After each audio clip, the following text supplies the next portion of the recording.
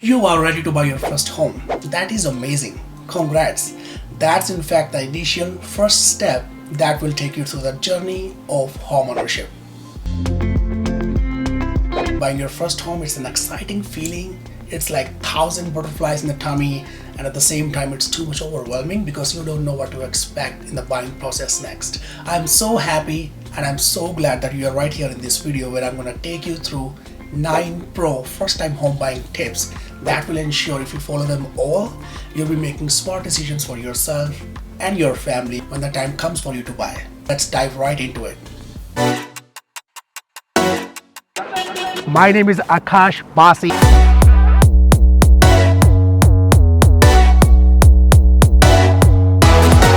So home buying tip number 1 is ensure your budget.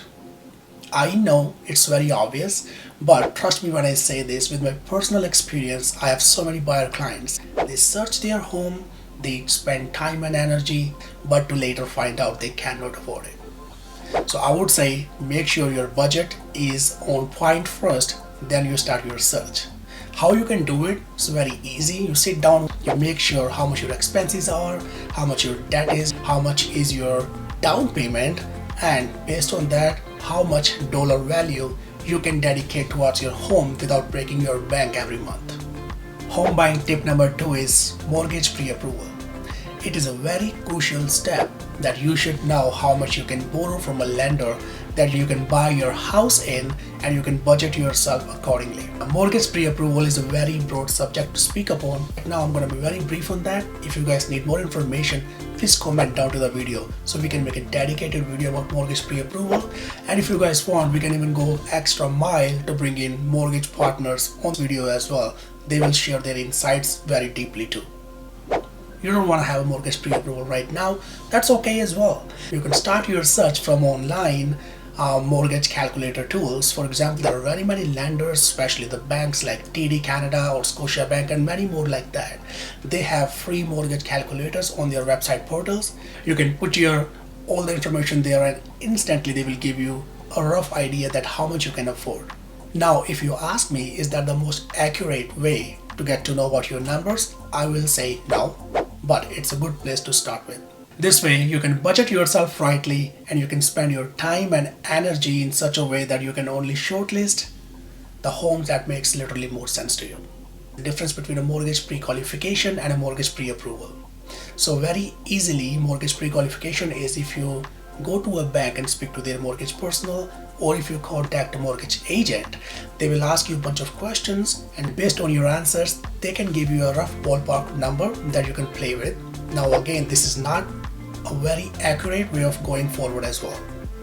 But on the other side, mortgage pre-approval, which is actually recommended, if you go by that, now the mortgage agent or mortgage personnel at any bank, they will run your credit, they will ask certain documentation. For example, your past 2 years of tax information, your recent pay stubs, your employment letter. Now this documentation may vary from place to place, lender to lender, province to province, and city to city. Now once you get pre-approved, that will be in writing, in which lender will state the dollar value that you can borrow from the lender, and that is 99% accurate, so you can budget yourself accurately.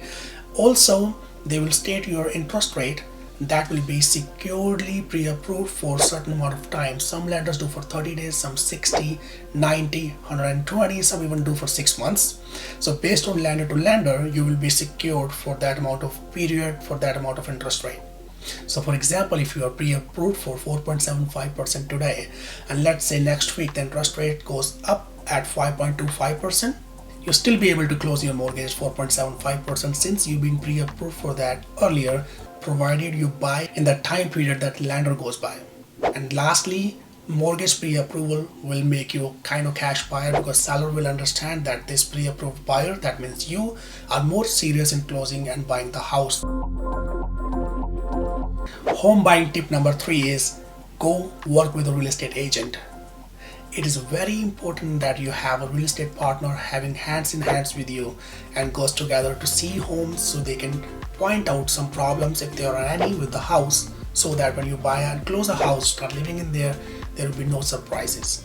At the same time, they will guide you with the home price, with the offer values, with the clauses that you can put inside the paperwork, and they can even give you a lot of different information if they get any from a seller's motivation of selling. That will be able to help you negotiate in your favor.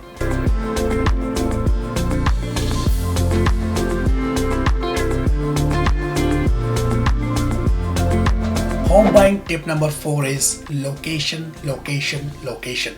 And why I said 3 times? Because it's very crucial, it's very important, because you need to buy a house you love.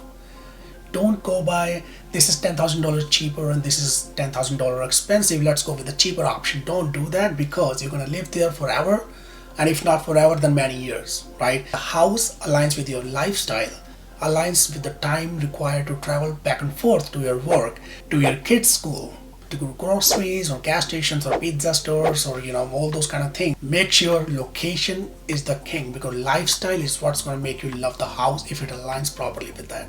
Home buying tip number 5 is home inspection. Home inspector who has a license for all these things and has experience as well to check the houses from inside out can help you, and they can suggest you whether you want to buy this house or you should run away from this house as fast as you can.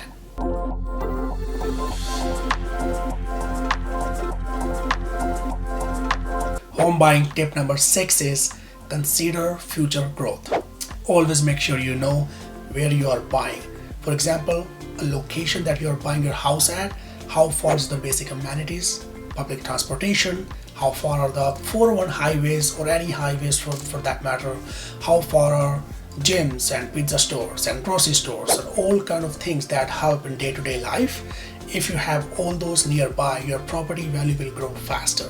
A very pro tip is, for example, if you buy a bigger house in a location and a community which has smaller house surrounding you, your home value will not grow as high and as fast as it should be, because the neighborhood is not complementing your house. But on contrast, if you buy a smaller house in a neighborhood where the surrounding homes are bigger and brighter and luxurious and expensive, then your smaller house will even get fast and high growth, because those bigger and larger homes is complementing your house. Home buying tip number 7, Condo Corporation. Whenever you are choosing to buy a house which is a condominium, for example, it's an apartment in a condo building or it's a townhouse condo with a Condo Corporation, always make sure that the Condo Corporation status certificate should be checked and reviewed by a real estate lawyer. And why I say that, for example, if you buy a house today which has a Condo Corporation, the condo fees, let's say for example it's $300, you move into that house a month after, your Condo Corporation fees from $300 is go to $350 or $400, or sometimes there are some special assessments, for example change in windows, which is like $25,000 for every single unit for the entire building. You don't want that to happen to you. So real estate lawyers will go through that status certificate, which is about the financial muscle of that Condo Corporation, which will tell them what's going to happen next, what's the timeline for that process to going to happen. So if you buy this property, you can expect this to happen next, or is everything is good to go and you can go and buy that property, nothing's going to happen later.